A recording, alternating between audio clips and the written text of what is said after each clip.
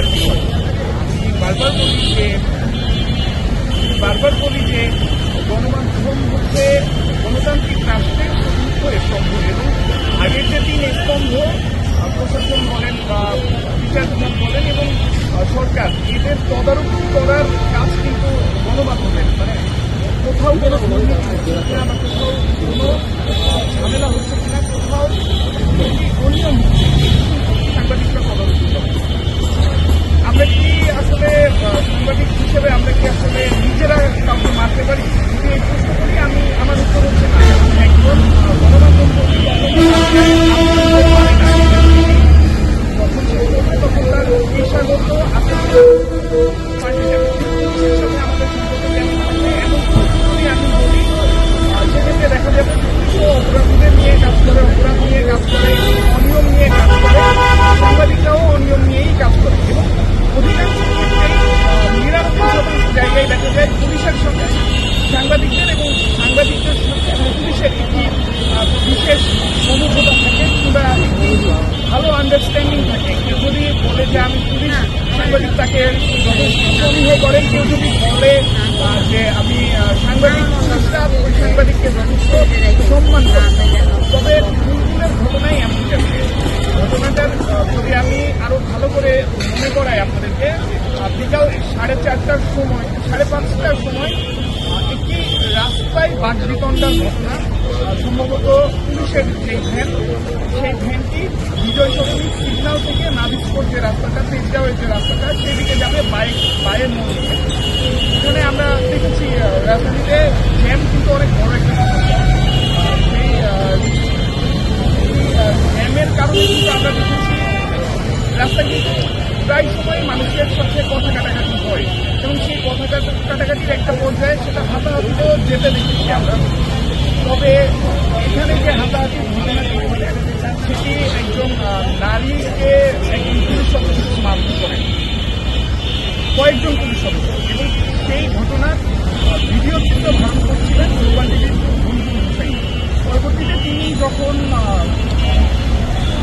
সেই নারীর সাক্ষাৎকার থেকে নিজের যে প্রয়োজনীয় জিনিসপত্র ছিল, যখন তিনি এগুলো বের করতে যান, ঠিক ওই মুহূর্তেই তিনজন পুলিশ সদস্য তাকে ভ্যানে তুলে নির্যাতন করেন। সাংবাদিকদের উপরে আমরা দেখতেছি শুধু রাজনৈতিক ব্যক্তিরাই নয়, প্রশাসনের লোক রয়েছে, তারাও কিন্তু আক্রমণ করছে। এর আগেও কিন্তু এ ধরনের অনেক ঘটনা ঘটেছে যে সাংবাদিকদের উপরে বিভিন্ন জায়গায় হামলা করা হয়েছে। তাদের দোষ, তারা কেন তাদের যে অন্যায়টা সেটা কেন তুলে ধরে, এটাই হচ্ছে তাদের দোষ।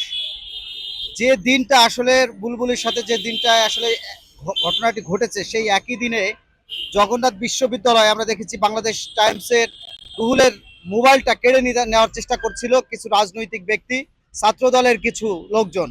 তার অন্যায় ছিল যে ওইখানে তারা যে কার্যক্রম চালাচ্ছিল সেটি কেন ভিডিও করেছে। অর্থাৎ অন্যায়কে সাংবাদিকরা তুলে ধরবে, এটাই তো সাংবাদিকের কাজ। আর সেই অন্যায়কে তুলে ধরতে গিয়ে সাংবাদিকরা বিভিন্ন জায়গায় হয়রানি হচ্ছে এবং হামলার শিকার হচ্ছে। ইতিপূর্বে যে ঘটনাগুলো ঘটেছে, বিভিন্ন সাংবাদিকের উপরে যে আক্রমণ এবং হামলা হয়েছে, সেগুলোর যদি বিচার সঠিকভাবে হতো, আজকে এই দিন আমাদেরকে দেখতে হতো না। আমরা সর্বোপরি বলবো যে প্রশাসনের নিকট বুলবুল ভাই যে আবেদনটি জানিয়েছেন, তিনি যদি সৎ সাহস না থাকতো তার, সে কিন্তু ওপেন বলতো না যে তার উপর যে আক্রমণ হয়েছে সেই সিসিটিভি ফুটেজ বের করে তারপরে আসলে তারা সিদ্ধান্ত নিক যে কে কার ভুল আছে। তার সৎ সাহস আছে বিদায় কিন্তু সে সবার সামনে উন্মুক্তভাবে বলতেছে যে সেই সিসিটিভি ফুটেজ বের করে এর সঠিক বিচার করা হোক। এবং ডিএমপির কাছে আমাদের অনুরোধ থাকবে যে পুলিশ কর্মকর্তা, যে কনস্টেবল এই কাজটি করেছে, তার যেন সঠিক বিচারটি তারা যেন করে। আজকে এই বলে আমি আমার বক্তব্য শেষ করছি। এবং আইন শৃঙ্খলা বাহিনী যাতে নিজে অপরাধ না করে সেই চেষ্টাটুকুই কিন্তু আমাদের বুলবুল ভাই করেছেন। আর সেই চেষ্টা করার কারণেই আজকে তার উপর আইন শৃঙ্খলা বাহিনী এভাবে হামলা চালিয়েছে। জাতির বিবেকের উপর এইভাবে আইন শৃঙ্খলা বাহিনী, রাষ্ট্রের একটি প্রশাসন যদি, আইন শৃঙ্খলা বাহিনী তারা যদি এইভাবে সাংবাদিকদের উপর হামলা করে, সাংবাদিকদেরকেই নিজেদের প্রতিদ্বন্দ্বী ভাবে, সেক্ষেত্রে এই যে জাতির যে উন্নয়ন, মান উন্নয়নে দেশের সরকার, বিরোধী দল, বিভিন্ন রাজনৈতিক দল, সংগঠন, তারা যে কথাবার্তাগুলো বলে, সেই কথাবার্তায় আমরা এখনো পর্যন্ত সাংবাদিকদের জন্য কোনো যে নীতিমালা তৈরি করা হয়েছে, সেই নীতিমালায় বিশেষ করে যারা মাল্টিমিডিয়া রিপোর্টার্স আছে তাদের প্রতি যে সহনশীলতা তৈরি করা উচিত ছিল, সেটি এখনো কিন্তু আমরা দেখতে পাইনি। কারণ এই সরকার শুধু নয়, সকল সরকারই শুধু নিজেদের স্বার্থটুকুই দেখার চেষ্টা করে। আমরা এই সরকার ৫ মাস এসেছে তাদের দায়ী করতে চাই না, কিন্তু সরকারেরও উচিত এই যে প্রশাসনে যারা নিয়োজিত আছে তাদেরকেও সঠিকভাবে তাদের যেই পরামর্শগুলো দেওয়া, তাদেরকে মেনটেন করা, তাদেরকে স্বরাষ্ট্র মন্ত্রণালয় থেকে যেভাবে ট্রেনিং দেওয়া, সেটি দেওয়ার ব্যবস্থা করা উচিত।